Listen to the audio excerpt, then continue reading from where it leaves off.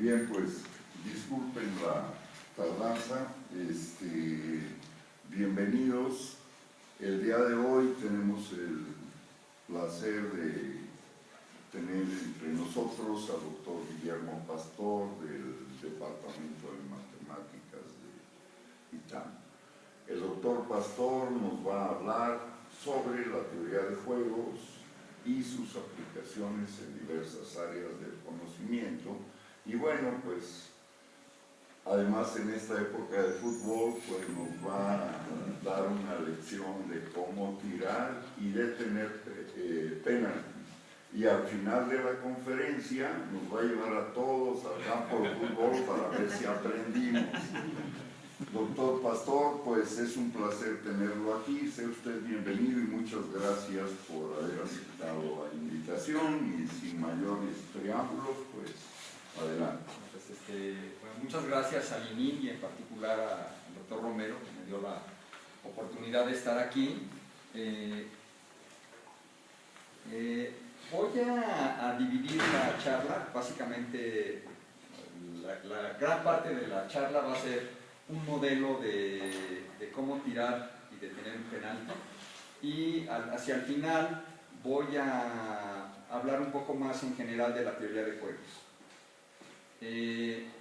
Por supuesto es siempre todo un reto para cualquier persona hablar de fútbol.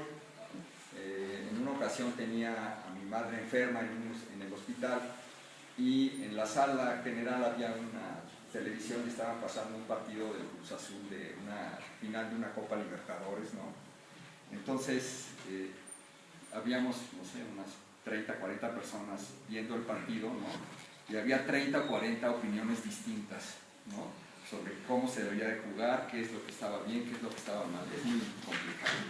Y yo sé que esto es para muchas personas algo muy, que lo toman muy en serio, ¿no? Pero bueno, vamos a empezar con algunas ideas que todos creo hemos escuchado, ¿no? Un penalti bien tirado es gol, ¿no? Un portero sin suerte no es portero. Luego la recomendación esta de raso bien colocado y con potencia, ¿no? Y luego, por supuesto, bueno, todos hemos llorado esta maldición de México, ¿no? Que cada vez que algún equipo mexicano o la selección llega a un punto en que su clasificación a la siguiente ronda está en juego en una serie de penaltis, ya sabemos que perdemos, ¿no? Entonces, ese hecho creo que es un problema serio, no realmente no en broma, no en plan de broma, un problema serio para los directivos del fútbol mexicano, ¿no? Y ellos, me imagino, lo han tratado, contratan a psicólogos, no sé qué, espero no herir aquí a ningún psicólogo si es que hay una audiencia, ¿no? Y creo que al menos hasta la fecha no ha habido resultados positivos, ¿no? Y espero convencerlos que las matemáticas sí pueden aportar algo a este problema. Bueno.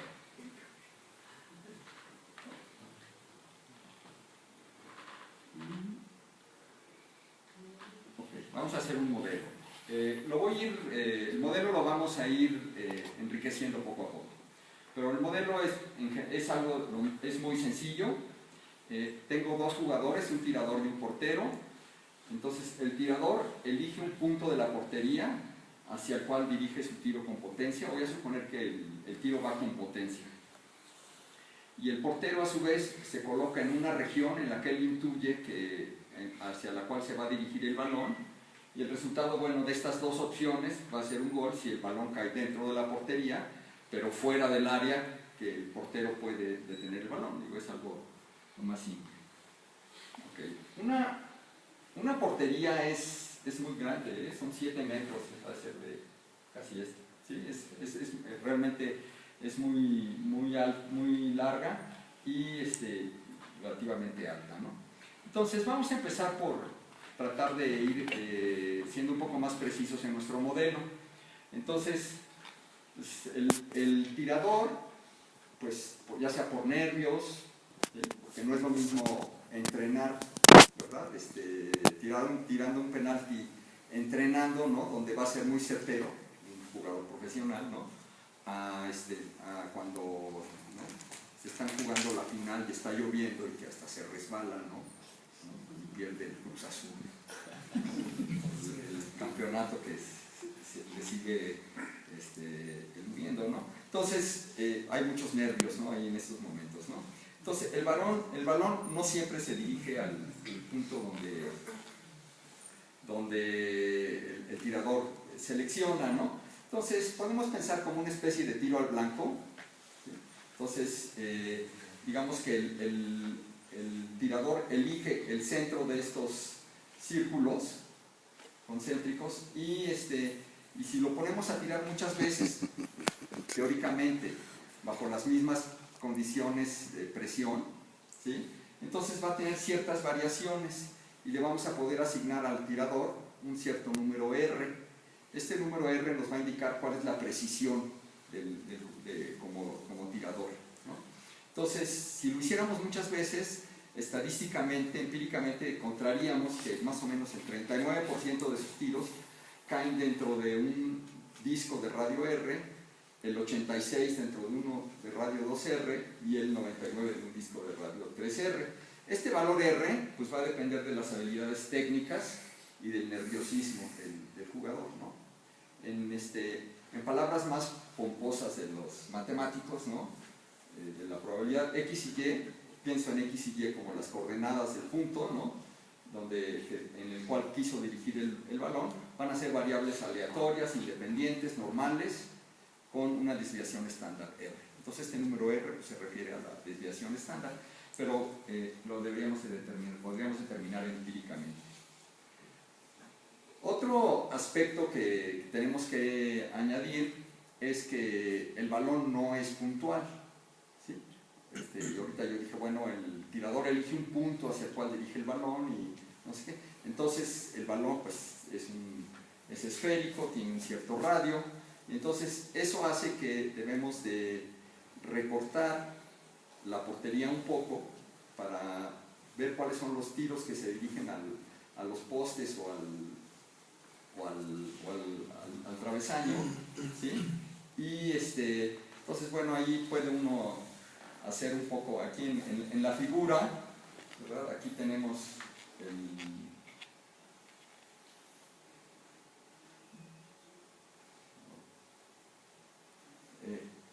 representaría ya sea el poste, por ejemplo, ¿no? Y el círculo grande del balón, y entonces aquí la línea azul representa la dirección que sigue el centro del balón, y entonces, bueno, choca con el poste, con la ley de Snell, ¿verdad? ¿No? Podemos determinar cuál es este punto aquí, que es el punto en el cual si el balón se dirige más pegado al poste, entonces va a rebotar hacia afuera. Si el balón se dirige un poco más hacia el centro, entonces va a rebotar hacia adentro, ¿no? Entonces, bueno, con esto y un poco de trigonometría, ¿no? Recordar ahí lo que nos enseñaron en la secundaria, ¿no? Entonces podemos reducir un poco las dimensiones de la portería, ¿sí? Y también podemos reducir un poco la altura. Un aspecto que es un poco más delicado y que yo ahí nada más inventé, es que si X y Y suponemos que son variables normales, entonces en principio la Y puede tomar valores negativos. Sí, las desviaciones podrían ir hacia abajo, ¿no? Abajo el tiro podría ir dirigido hacia abajo del nivel de la portería.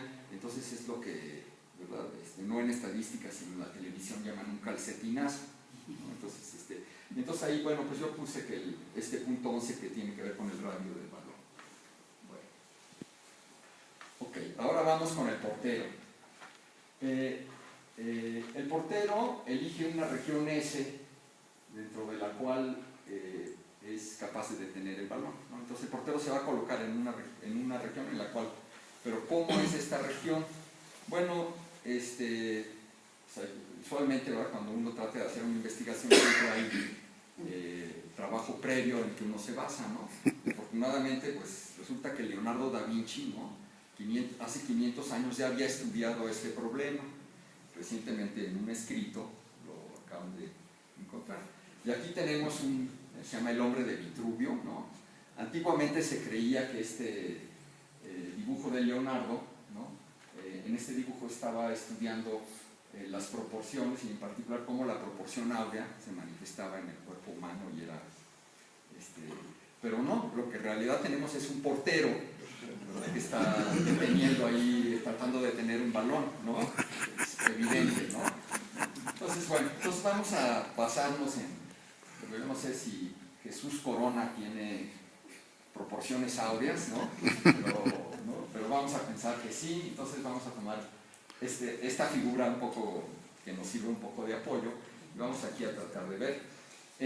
El área que cubre el portero, pues va a depender de qué es lo que haga el portero, ¿no? Digamos, por ejemplo, muchas veces el portero se queda en el centro de la portería, ¿no? Entonces, el área que va a detener, pues va a resultar bastante grande, ¿no? Tiene mayor capacidad de reacción. Aquí podríamos colocar la figura de Vitruvio, del hombre de Vitruvio, más o menos podríamos ver. Recuerdo que estoy suponiendo que el balón va con mucha potencia, ¿sí? O sea, son 11 metros, ¿no? Entonces el tiempo que tarda es muy poco si lo tienen con potencia, ¿no? Entonces, ahora, se puede mover un poco, o bien se puede mover un poco más hacia los lados, ¿no? Entonces, conforme se va moviendo más, cuando se tira más hacia los lados, el área que va a cubrir pues va a tender a ser más pequeña, ¿no? Esta figura yo la supuse así nada más, no tengo mayores elementos más que un poco de intuición nada más, ¿no? Un colega mío del Instituto de Matemáticas, Francisco González Acuña, él sí trató este problema de los penaltis, pero desde el punto de vista empírico, ¿no? Entonces fue a tocar ahí al club de fútbol Pumas, trabajé en la UNAM, y entonces les explicó a los directivos que quería hacer un estudio sobre los penaltis, y le dijeron que no podía, porque ellos no se interesaban por estas nimiedades, ¿no? Entonces armó un mitote, finalmente pues como era investigador de la UNAM lo tuvieron que dejar, entonces le asignaron un portero de los que son reserva de las reservas y unos tiradores así, y grabó muchos penaltis. Él tomó otro camino diferente, ¿no? Entonces aquí simplemente vamos a recordar esto: el tamaño y la forma de la región dependen de qué tanto se aleja del centro de la portería, ¿sí? Por favor, si alguien quiere intervenir o hacer alguna pregunta, adelante, ¿eh? Ok, ahora vamos a recordar nuestro juego de niños de piedra, papel o tijeras, ¿sí? Entonces todos lo recordamos, ¿no? Entonces, en este juego, va a ser también parte de nuestro modelo, esta imagen que tenemos aquí. Cada jugador tiene 3 estrategias posibles, ¿verdad? Son piedra, papel o tijera. Y una parte esencial del juego, ¿no?, pues es que los jugadores eligen las estrategias de manera simultánea y en privado. Entonces, nosotros vamos a pensar en nuestro modelo de la misma forma. El tirador elige el punto XY hacia el cual va a dirigir el disparo, y el portero elige la zona en la cual él puede detener el disparo de manera simultánea. Después voy a reformar un poco esto, ¿no? Pero ahorita vamos pensando esto así de manera simultánea. Entonces, al jugador le vamos a asociar 33 estrategias posibles. Entonces, nos da una cuadrícula, ¿no? Y pienso en esto. De hecho, resulta que estas dimensiones 7, 32 y 2,44, así no se nota mucho, pero tienen una relación de 3 a 1, ¿no? Quizás en pies, que ha de haber sido originalmente, se ve más claro, ¿no? Entonces eso hace que nos dé una cuadrícula con cuadrados perfectos, ¿no? Y cada cuadrado es de aproximadamente 60 centímetros por 60 centímetros, ¿no? Aquí observo que pues vamos a tener simetría entre la izquierda y la derecha de la portería, ¿no? Eso nos va a simplificar un poco los cálculos. Okay, entonces tengo 33. Al portero le voy a asociar 13 estrategias posibles, ¿sí? Aquí cada puntito va a representar como el pecho de la figura de Vitruvio, hacia donde va el portero, ¿no? Entonces el portero puede elegir estas 13, ¿no? Estoy suponiendo aquí también que como el disparo va con mucha potencia, el portero no va a poder llegar a los extremos de la portería, ¿no? Si el penalti va tirado a un extremo, el portero no va a llegar. Ok, ahora vamos con las probabilidades de gol, ¿no? Entonces, voy a tomar una de estas 33 estrategias, o uno de los 33 puntos de la cuadrícula y una de las 13 posiciones del portero. Y entonces podemos calcular la probabilidad de que el tiro sea gol, como habíamos dicho en nuestras primeras láminas, la probabilidad de que el balón caiga dentro de la portería, pero fuera del área que cubre el portero. Entonces, como tengo 33 estrategias del tirador y 13 del portero, habría que calcular estas 429 probabilidades usando las simetrías, ¿no? Entonces se reducen un poquito más de la mitad. Para ello, pues necesitamos calcular numéricamente estas probabilidades, ¿no? Hay que hacer algunas integraciones numéricas. Y bueno, ok. Ahora vamos a ahondar un poco más en el portero. El portero no siempre se tira a ciegas, ¿verdad? En general no se tiran a ciegas, sino busca señales, ¿no? Entonces, viene el tirador y aparentemente, según me encontré una nota en el periódico, ¿no? Que en una universidad en Inglaterra estudiaban esto de cómo los porteros van encontrando, se van sensibilizando, ¿no? Los porteros con experiencia, ¿no? Acerca de percibir ciertas señales de hacia dónde va a ir el tiro, ¿no? Muchas veces esta reacción que tiene el portero, pues el portero no piensa, ya lo hace de manera automática, ¿no? Entonces, ¿cuál es la trayectoria del tirador? ¿Cuál es la posición del pie? Parece que la inclinación del hombro le da indicaciones al portero hacia dónde va a ir el tiro, la dirección de la vista, ¿no? Del tirador, ¿no? Entonces, el portero va a tratar de adivinar hacia dónde va el balón. Por supuesto, no siempre lo logra, ¿no? Muchas veces los engaña, ¿no? Entonces vamos a asociarle dos conductas posibles al portero. La primera es, independientemente de las señales que reciba, tiene la intuición de que va a ir a la derecha, y entonces tira a la derecha, ¿no? O a la izquierda, ¿no? Entonces, tirarse a ciegas, es decir, sin esperar señal, lo más lejos posible, va a tener 4 regiones, 2 de un lado y 2 del otro, arriba y abajo, o bien esperar la señal, recibir alguna señal del tirador, y entonces ahí ya no va a tener tiempo de reaccionar y ir muy lejos, y entonces va a ir a una de las 9 regiones centrales a las que dirige el balón, a las que se puede colocar, perdón, el portero, ¿sí? Entonces, esto le da al portero, digamos, como 5 estrategias posibles en realidad, ¿sí? Entonces va o a tirarse a ciegas o esperar una señal, ¿no? Entonces nosotros vamos a clasificar un portero entre bueno y malo, con la capacidad que tiene el portero, porque aquí al portero lo estoy modelando con una sombra que pongo en la portería, depende hacia dónde se dirigió, ¿no? Entonces simplemente la habilidad del portero se va a manifestar en su capacidad de analizar mejor las señales y adivinar con más frecuencia hacia dónde van los tiros, o adivinarlo con menos frecuencia. Entonces ahora sí, en resumen, el portero elige el tirador una de sus 33 estrategias, el portero elige simultáneamente una de sus 5 estrategias posibles, ¿no? Y estas probabilidades de gol dependen de las habilidades del tirador, de la R, de la desviación estándar que le asociamos, y de la capacidad de adivinar del portero, ¿no? Ahí va a haber también una distribución de probabilidad con ciertas probabilidades se coloca en una buena posición para detener el balón o no. ¿Ok? Entonces nos interesa México, ¿no? Entonces vamos a considerar un tirador mexicano. Esto quiere decir tener una desviación estándar de medio metro. Noten que casi yo creo que cualquiera de nosotros calificaría ahí, ¿no?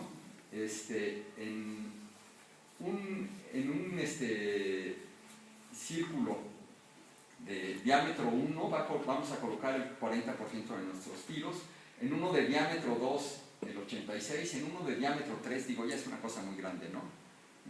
El 99% de los tiros, ¿no? Estos son los que mandan a las tribunas, renglones, ¿no? Entonces, tenemos que calcular estas 33 por 5 probabilidades de gol. Y bueno, pues lo hacemos y la máquina nos arroja toda una serie de números. Entonces tengo una matriz. En esta matriz, en los renglones son las estrategias del tirador y las columnas representan las estrategias del portero, ¿no? Entonces, por supuesto no se alcanzan a ver los números bien, ¿no? Pero si el tirador elige alguna estrategia, la estrategia 2, entonces las probabilidades de gol van .85, .85, .85, .71, .68. Ok, vamos a tratar de hacer un análisis de esto. Vamos a tratar de...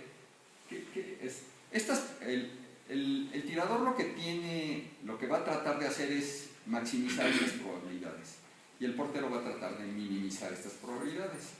Entonces, una mejor estrategia consistiría en encontrar un renglón cuyas entradas fueran mayores o iguales que los demás renglones. Esa sería la mejor estrategia del tirador.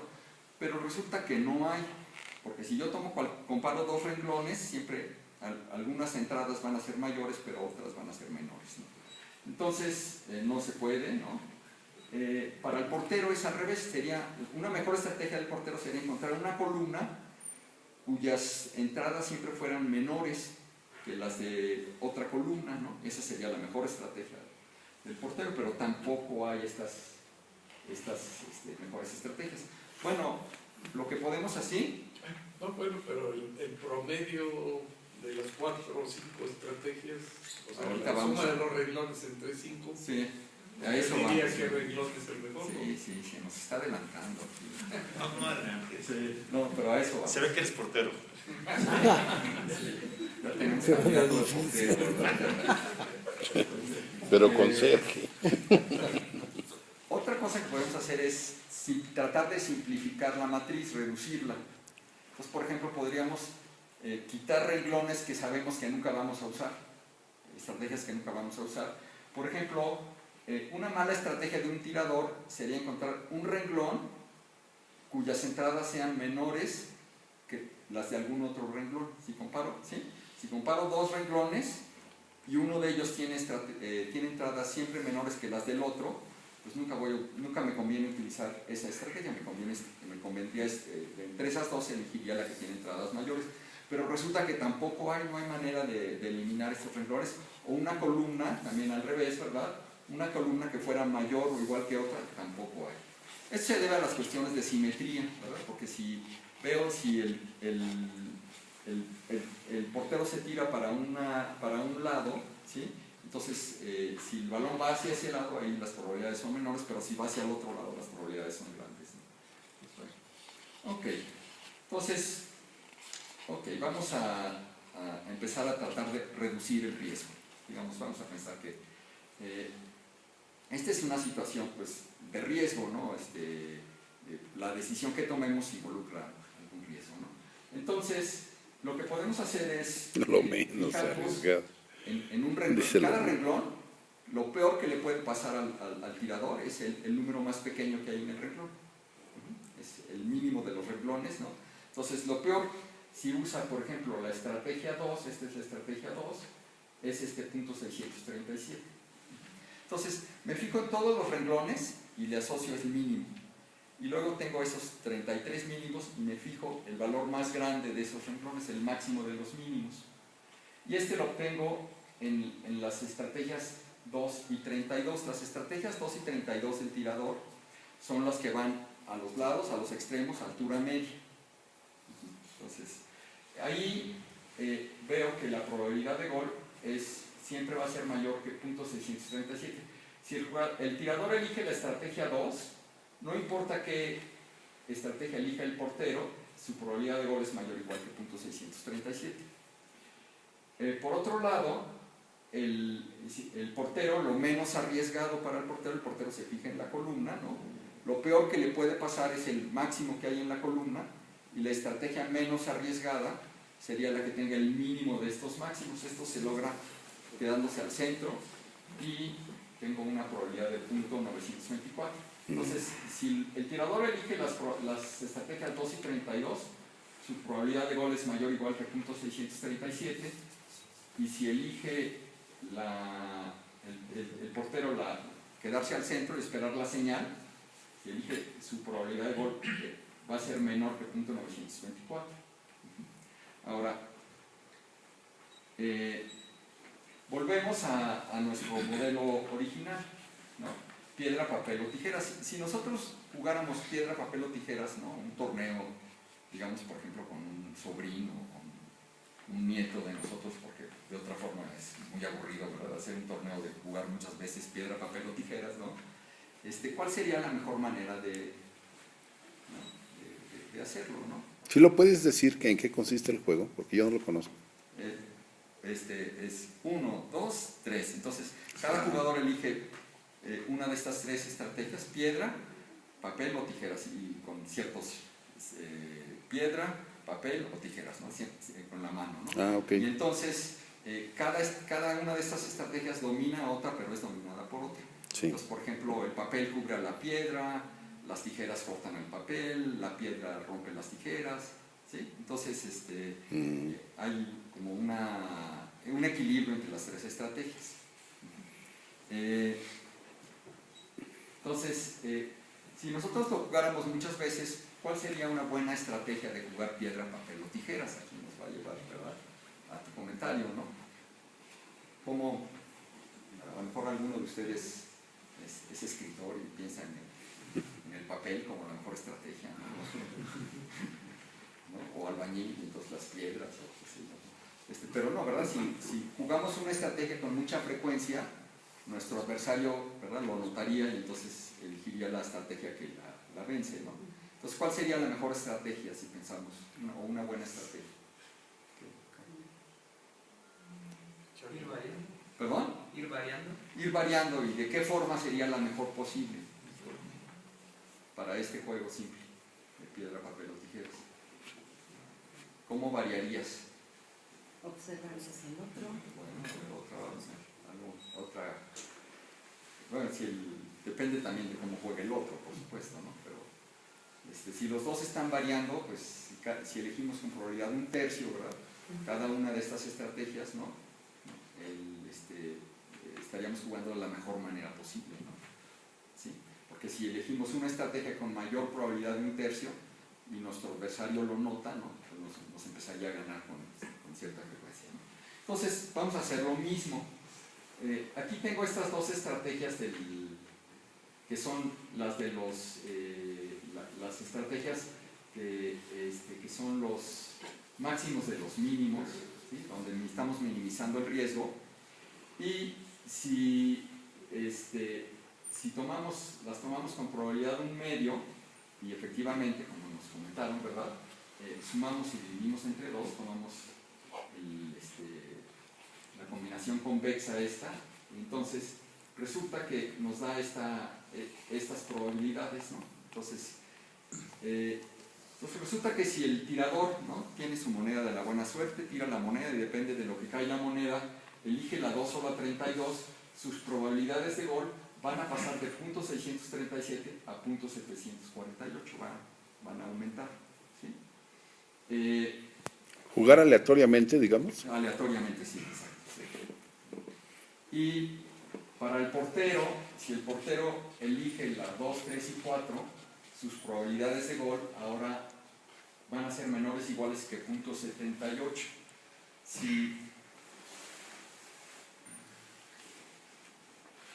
Entonces aquí para el tirador 0.74, 0.75 esencialmente, y para el portero 0.78. Ya se están acercando mucho estos dos números. Bueno, aquí hay un resultado de von Neumann, que fue de los primeros resultados de teoría de juegos, ¿sí?, que nos dice que existe una probabilidad P estrella. Estas estrategias donde estamos usando probabilidades, les llamamos estrategias mixtas, ¿no?, donde estamos mezclando aleatoriamente diferentes estrategias, se llaman estrategias mixtas, ¿no? Entonces, existe una probabilidad P estrella, una estrategia mixta S estrella, del tirador, una estrategia mixta T estrella del portero, para las cuales se tiene, se le llama un equilibrio, ¿no? Si el tirador emplea esta estrategia óptima, S estrella, su probabilidad de gol es mayor o igual que este número. Y si el portero emplea esta estrategia, la probabilidad de gol es menor o igual que ese número. Entonces, ¿Es el punto de silla o qué? ajá, es un punto silla, exactamente, es lo que llaman el punto silla, ¿no? Entonces, este resultado, de hecho, tiene una historia interesante porque lo encontró von Neumann a fines de los años 20 mediante un argumento teórico. Entonces era un teorema de existencia, ¿no? Existe, no sé qué, ¿no? Y al final de la Segunda Guerra Mundial, a fines de los 40, von Neumann ya estaba en Princeton y llegó un muchacho recién graduado a explicarle algunas cosas que había hecho. Él había trabajado durante la guerra en cuestiones de logística y cómo había logrado hacer cuestiones de optimización con restricciones lineales, ¿no? Lo que más tarde se conocería como programación lineal. Entonces, el que lo fue a ver se llama George Dancy, que fue el creador de la programación lineal, y aparentemente, después de 5 minutos de hablar con von Neumann le dio toda una cátedra de lo que debía de ser la teoría de la programación lineal, porque von Neumann luego lo ligó con lo que él había hecho de teoría de juegos.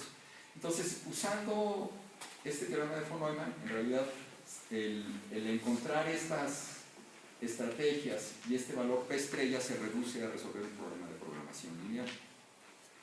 Entonces, por ejemplo, si tengo el tirador mexicano, una R de 0.5, el portero regular, más o menos adivinen, ¿no? ¿Sí? Entonces, a lo que llegamos es a esto, ¿sí? Las probabilidades, o sea, el tirador tiene una estrategia que consiste en la 2, la 32 y tirar al centro con probabilidades .42, .42 o .16. Y con esa estrategia sus probabilidades de gol siempre son mayores o iguales que .78, 80%.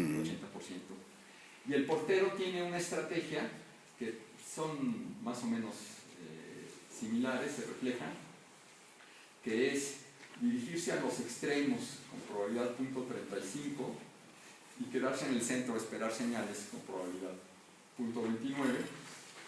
Y si usa esta estrategia el portero, sus probabilidades de gol no pueden ser mayores que .78.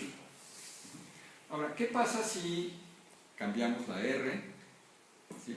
Entonces, por ejemplo, si cambiamos la R, aquí vemos que en lo que cambia realmente es que ahora este es un tirador más preciso que el anterior, y entonces ahora la recomendación pues sería que tire o a los ángulos superiores o inferiores, ¿sí? Tire mucho menos al centro, y el portero también va a tener que reaccionar de esta forma. Puede uno, pues digo, ya es cuestión de variarle las cosas, ¿no? Vamos a dar algunas conclusiones de nuestro modelo del penalti.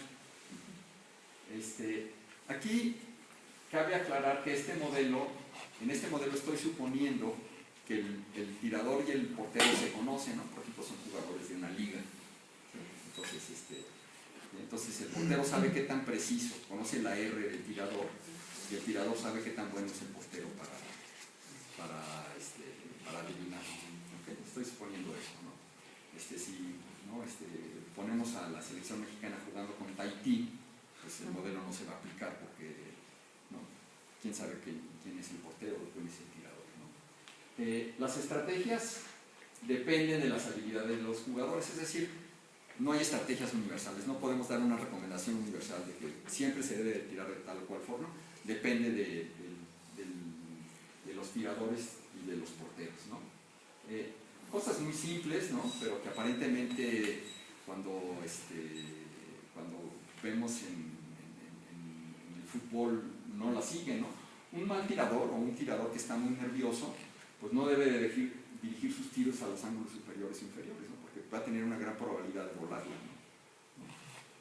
Entre mejor sea el tirador, el portero debe tirarse a ciegas con mayor frecuencia hacia los lados. Entre más preciso sea el tirador. ¿Sí? Y puede uno ver, haciendo varias corridas, que las probabilidades de gol dependen más de las habilidades del tirador que de las habilidades del portero. El portero juega poco, ¿no? Aún si ponemos porteros que adivinen mucho o adivinen poco, los cambios en las estrategias no varían mucho, ¿no? La P estrella pues resulta alta, aún para el tirador mexicano nos da aquí como 0.78%. Indudablemente, digo, este es un modelo teórico, pues yo creo que bueno, más o menos refleja lo que es la situación de los penaltis y creo que sí nos da algunas indicaciones de que pues, los técnicos no deberían de dejar que los tiradores, no sé si lo hagan así, ¿no? Deberían de dar instrucciones a los tiradores mínimas, ¿no? No nada más dar una lista de tiradores, ¿no? A ver, quisiera para finalizar hablar un poquito de la teoría de juegos más en general, ¿no? Este juego que vi ahora se conoce como un juego de dos personas de suma cero. Entonces, en estos juegos de dos personas de suma cero, tengo dos jugadores, en este caso el tirador y el portero, y son juegos antagónicos. Lo que es una situación que es buena para uno es mala para el otro, ¿no? Entre mejor sea para uno es peor para el otro, ¿no? Esto pues es el primer desarrollo que hubo de la teoría de juegos, se dirigió hacia allá. Después poco a poco se fue generalizando, ¿no? Entonces actualmente podemos distinguir dos áreas principales en la teoría de juegos. Unos que se llaman juegos que llamamos no cooperativos. Entonces aquí el análisis se centra en determinar las estrategias que deben de seguir los jugadores. Un juego en general, lo que va a ser un juego no cooperativo, lo que vamos a tener es una serie de jugadores, que por cierto los jugadores no necesariamente son los que aparecen en la televisión en los casinos de Las Vegas, ¿no? Sino pueden ser agentes económicos, partidos políticos, sectores de la sociedad, en fin, puede haber ahí gran variabilidad de jugadores, ¿no? Hasta poblaciones biológicas, ¿no? Hay aplicaciones a la biología, ¿no? Entonces, pero dado el origen un poco de las ideas estas asociado a los juegos que llamamos jugadores, entonces tenemos una situación donde hay varios tomadores de decisiones, varios jugadores, y las decisiones que toman, que van tomando, ¿no? Van afectando a los demás, ¿sí? Entonces las utilidades que obtiene cada jugador no solo dependen de sus decisiones, ¿no? De las decisiones que tomaron, sino también depende de qué decisiones tomaron los otros. Entonces es una especie como de teoría de optimización, pero donde hay varios agentes, ¿sí? Haciendo decisiones de manera simultánea, ¿no? Entonces aquí en los juegos no cooperativos se busca establecer que los jugadores, cuáles son las estrategias que a los jugadores les dan los mayores beneficios, ¿no? Y en los juegos cooperativos, ahí lo que se supone es que los distintos jugadores pueden establecer alianzas para coordinar sus estrategias y obtener beneficios mutuos, ¿no? Los tratados comerciales, por ejemplo, no podría ser un juego cooperativo, ¿no? Donde se establecen ciertas reglas, ¿no?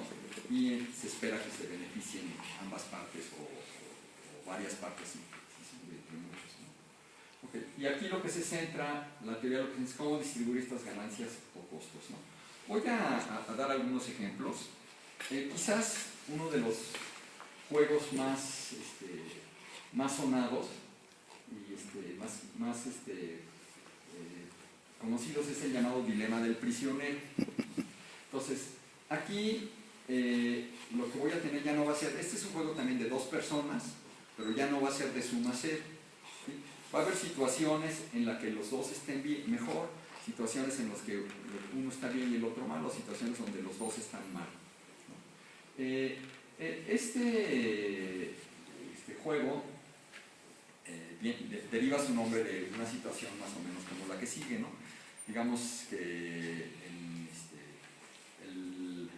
la Procuraduría, ¿no? Toma presos a 2 funcionarios públicos, ¿no? Esto en México no pasa, ¿no? 2 funcionarios públicos acusados de fraude, ¿no? Y entonces los separa, y el fiscal tiene cierta evidencia de que ellos están involucrados en un fraude, ¿no? Pero hicieron las cosas con mucho cuidado, ¿no? Y no les puede comprobar mucho, ¿no? Y los separa y a cada uno les dice: si tú confiesas, yo te doy a ti un beneficio, ¿sí? Y te voy a dar un año de... Si tú confiesas y el otro no confiesa, te doy a ti un beneficio y te doy un año de cárcel, ¿no? Y al otro le cargo 10 años de cárcel. No, a ti no te doy cárcel, te dejo libre, y al otro le doy 10 años. Si los 2 confiesan, ¿sí? Les dan 5 años a cada uno de cárcel, y si no confiesan, ninguno de los 2 se les da un año de cárcel. Si no, los 2 se mantienen firmes, se les da un año, ¿no? Esto lo hacen mucho, por ejemplo,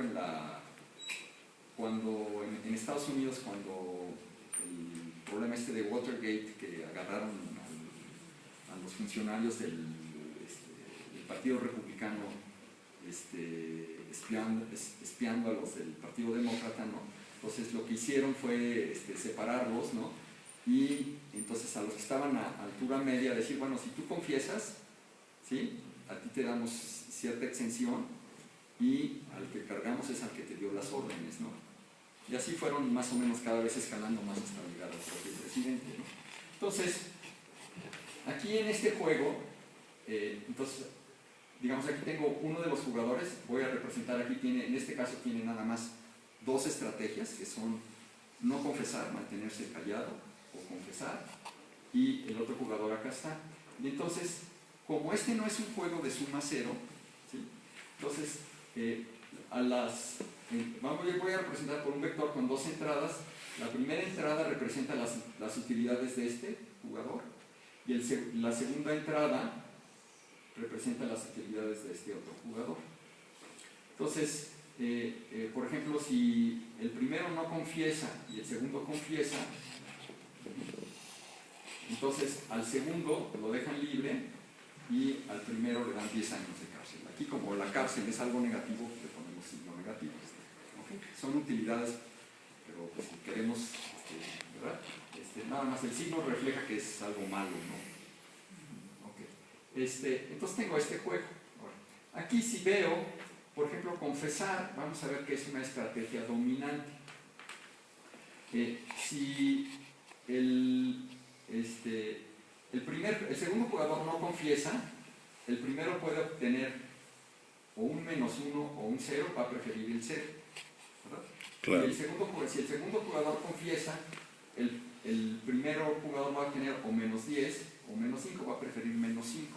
Entonces, no importa cuál sea la estrategia que elija el segundo jugador, al primero le conviene confesar. Es un juego simétrico, al otro le va a pasar lo mismo. Entonces resulta que confesar es una estrategia dominante. Confesar resulta una estrategia dominante. El par de estrategias es lo que se llama un equilibrio de Nash, que es la solución de un juego, en general de un juego no cooperativo. Un equilibrio de Nash es una elección de estrategias por cada uno de los jugadores, donde un jugador no le conviene cambiar su estrategia cuando los otros no la cambian, no les conviene hacer cambios unilaterales de estrategia. Se llama un equilibrio de Nash. De hecho, este concepto, ¿verdad? Nash lo formuló en su tesis de doctorado, y esto es en los años 50, y en los años 90 le dieron el premio Nobel de Economía.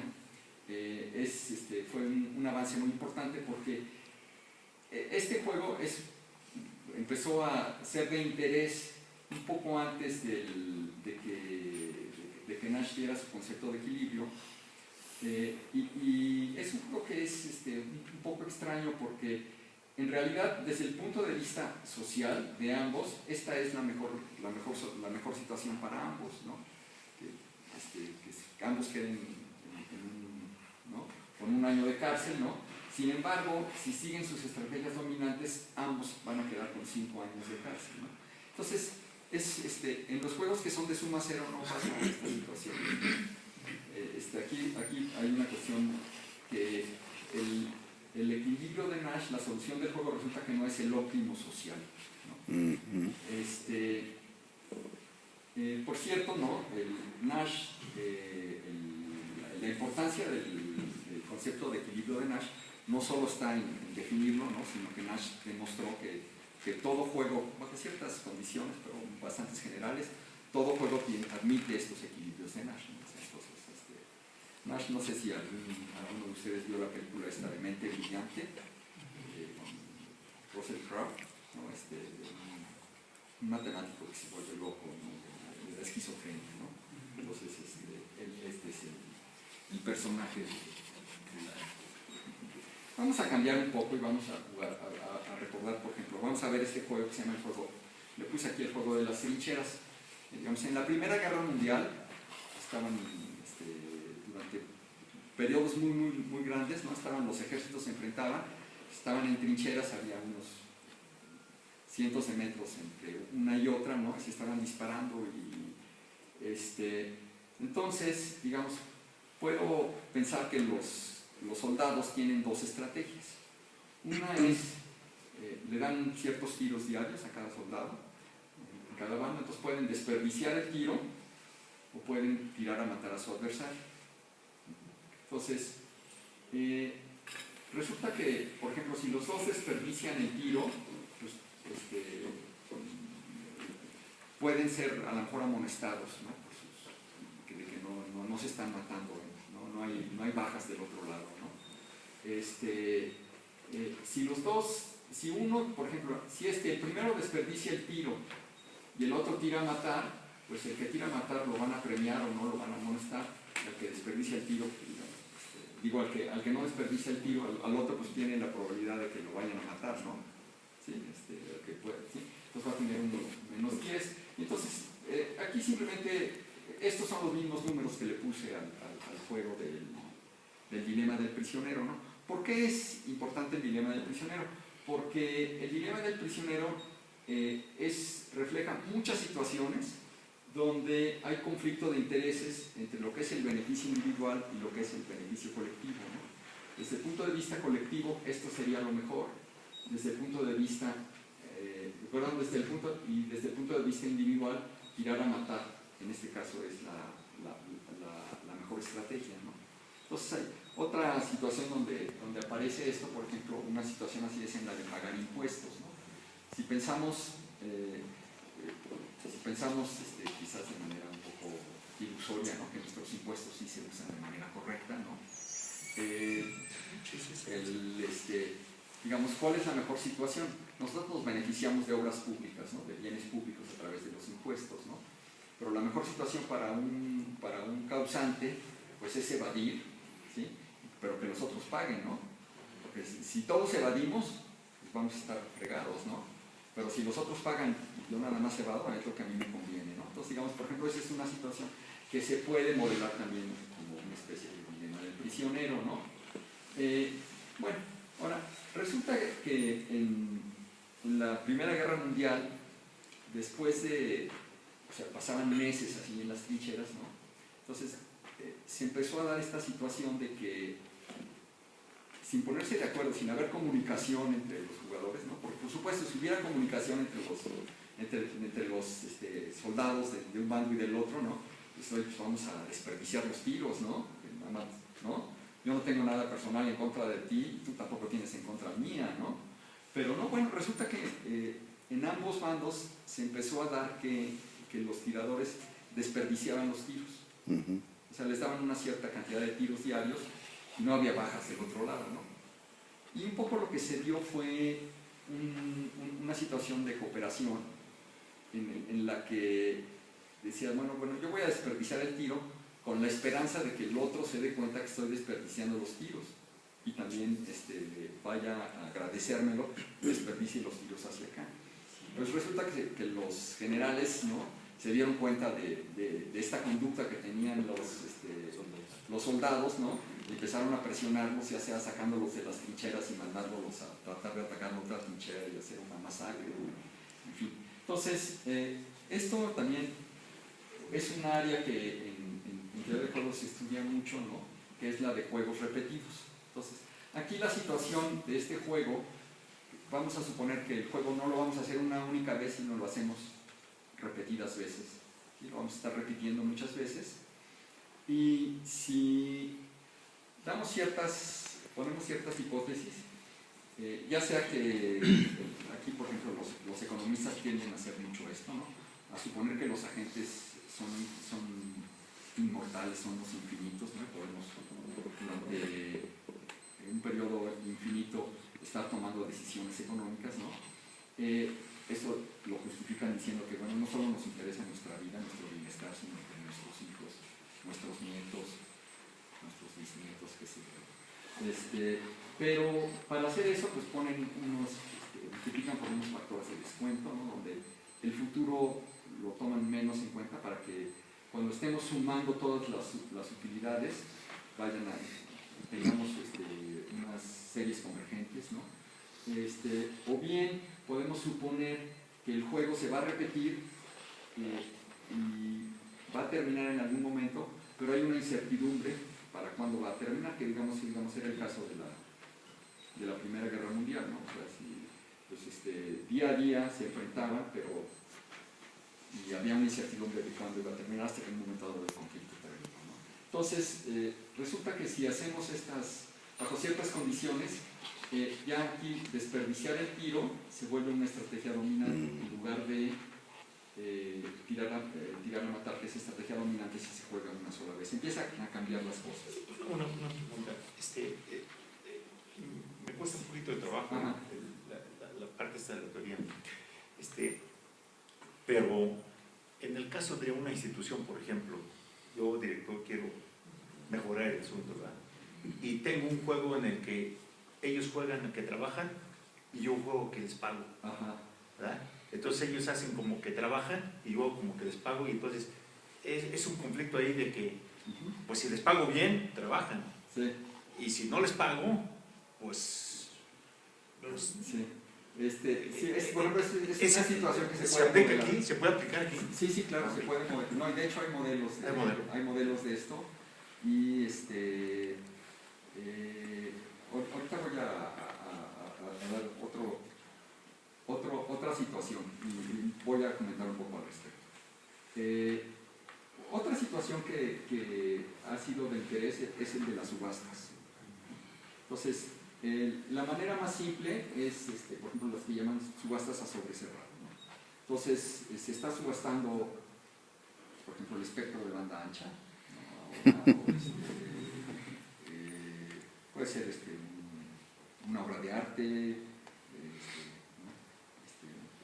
Un banco nacionalizado que se va a privatizar, qué sé yo, ¿no?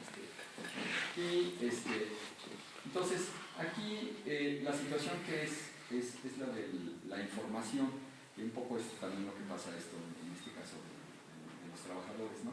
Cuando uno contrata a un trabajador, pues uno lo contrata con la buena fe de que nos dio ¿no? el directivo que lo contrata, espera que sea una persona responsable, trabajadora, no sé qué, y que no llegue todas las mañanas a echarse 10 sesiones de solitario en la computadora y luego se vaya al café y no sé qué, ¿no? Entonces, ahí hay una cuestión de información, ¿no? Y aquí también. Entonces, aquí hay muchos juegos que se llaman juegos de información completa, donde conocemos cuáles son nuestras posturas, ¿no? Por ejemplo, en este caso, nosotros, ¿no? Aquí, por ejemplo, en el espectro de banda ancha, pues los jugadores van a ser empresas. Pues cada empresa sabe en cuánto va a evaluar, ¿no? El que le otorguen la concesión, pero no sabe exactamente cuánto evalúan las otras, cómo van a evaluar las otras, ¿no? Entonces, obviamente aquí entra el espionaje, ¿no? Industrial ahí, ¿no? Pero, digamos, aquí lo que se tiene que hacer para poder, en estos casos en los que no conocemos a los otros jugadores o cómo los otros jugadores evalúan las cosas, ¿no? Tenemos que hacer ciertos supuestos probabilísticos, ¿no? Entonces, por ejemplo, suponer que las otras empresas van a evaluar el espectro de banda ancha, pues va a ser una variable aleatoria que tiene tal media, tal desviación estándar, que es de tal tipo, no sé qué, entonces en base a eso puede uno ya empezar a meterle números, ¿no? Tiene uno que hacer ciertos supuestos, ¿no? Y digamos, aquí hay dos variantes que resultan interesantes. La tradicional es que se dan, en principio, ¿no? Se entregan los sobres cerrados, hay una fecha límite, se abren los sobres, ¿no? Y se otorga la concesión a la mejor propuesta, a la más alta, ¿no? Igual se vende el banco a la propuesta más alta, ¿no? Sin embargo, puede uno estudiar que bajo estas condiciones hay incentivos para mentir. O sea, en general, si una empresa valúa en $1,000 millones el espectro de banda ancha de no sé qué cosa, ¿no? No va a decir yo pago 1,000 millones, sino tienden a bajar, a ofrecer menos. Sin embargo, resulta una cuestión muy increíble es que si se adjudicara no al mejor postor, sino al segundo mejor postor, a la segunda oferta más alta, se va a adjudicar, ¿no? Entonces, en este caso puede uno analizar que no hay incentivos para mentir, que los postores van a entregar en el sobre en lo que ellos evalúan el bien que se está subastando, ¿no? La concesión, ¿no? Este segundo mejor postor lo siguieron en la Gran Bretaña cuando subastaron ciertos espectros de banda a fines de los años 90, ¿no? Y tuvieron mucho éxito sí, o sea, aquí, digamos, lo que predecía la teoría de que era muy buen método, ¿no? Intuitivamente no suena sorprendente, ¿no? Porque uno esperaría que el subastador va a obtener, ¿no? El Estado va a obtener una mejor, va a obtener mayor dinero por la concesión al mejor postor, pero resulta que no, que es allí hay incentivos para mentir, que si ponemos el segundo postor, resulta ser mejor, tienen en general mayor. Nada más voy a mencionar brevemente aquí algo sobre la otra rama de los juegos, que se llaman juegos cooperativos. En este caso tengo jugadores, y los jugadores pueden establecer comunicación entre ellos, pueden formar alianzas entre varios jugadores y pueden establecer, coordinar sus estrategias. Digamos, es lo que en principio, por ejemplo, es el Pacto por México, ¿no? O sea, tengo los jugadores, que son los partidos políticos en este caso, ¿no? Y pues establecen alianzas entre ellos y deciden que van a apoyar tal o cual reforma o no sé qué. Entonces, aquí, por ejemplo, hay una aplicación muy bonita que es, tengo un aeropuerto, y entonces la pregunta es, hay costos de construcción, de servicios de mantenimiento, ¿no? Estos se deben distribuir entre los usuarios del aeropuerto, ¿no? Entonces, ¿cuánto debe pagar un avión por aterrizaje? ¿Sí? Pueden, digamos, tengo desde una avioneta Cessna, ¿no? Un helicóptero, ¿no? O de estos aviones inmensos, ¿no? Airbus o un Boeing, no sé qué cosas, ¿no? Entonces, por ejemplo, el costo de una pista cambia dramáticamente entre un aeropuerto que sea capaz de recibir un avión de estas condiciones, ¿no? Que deben de tener pues, pistas que sean capaces de soportar, ¿no? Pesos muy grandes, van a ser más largas para que tengan tiempo de frenar o de levantarse, ¿no? Entonces, ¿cómo se deben de distribuir esto? Entonces, la teoría de juegos cooperativos nos da, si nosotros hacemos ciertas hipótesis de cómo se deben de distribuir los costos, nos puede dar respuestas, ¿no? Aquí, por ejemplo, tengo lo del Pacto por México, ¿no? Aquí, por ejemplo, yo puedo modelar el Congreso como un juego cooperativo donde los jugadores son los partidos, ¿sí? Entonces,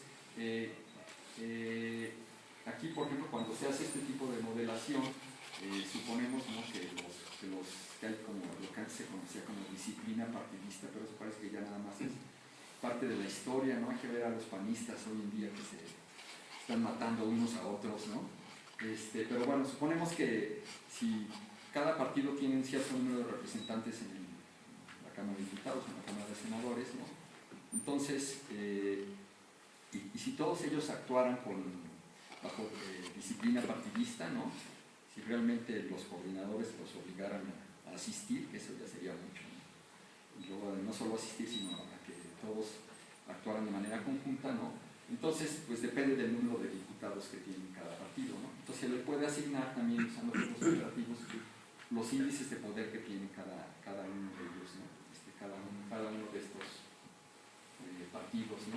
Y pueden ahí ver, pues depende aquí, por ejemplo, si nada más son para leyes y queremos que además tomar en consideración las reformas, entonces tenemos que involucrar a las dos cámaras y cambiar, ¿no? Tiene que haber 2/3 partes, ¿no?, de la votación, en fin. Entonces tengo ahí ciertos índices de poder. La teoría de juegos cooperativos ha tomado cierta importancia recientemente. De hecho, el año pasado otro matemático, Shapley, también le dieron el premio Nobel por su trabajo en teoría de juegos. Los premios Nobel, todos sabemos, no hay de matemáticas, ¿verdad? Según dicen, porque la esposa de Nobel era amante de un matemático sueco muy bueno. Aparentemente, entonces él sabía que si le daba, hacía un premio para matemáticas, se le iban a dar al amante de su esposa y eso no lo toleraba a él, ¿no? Eso es como una historia que todo el mundo habla, pero aparentemente no hay evidencia histórica de tal cosa, simplemente creo que las matemáticas no le importaban a Nobel, entonces no hay. Fue una venganza de los matemáticos. Muy bien, bueno, pues muchas gracias, no sé si tenga alguna pregunta.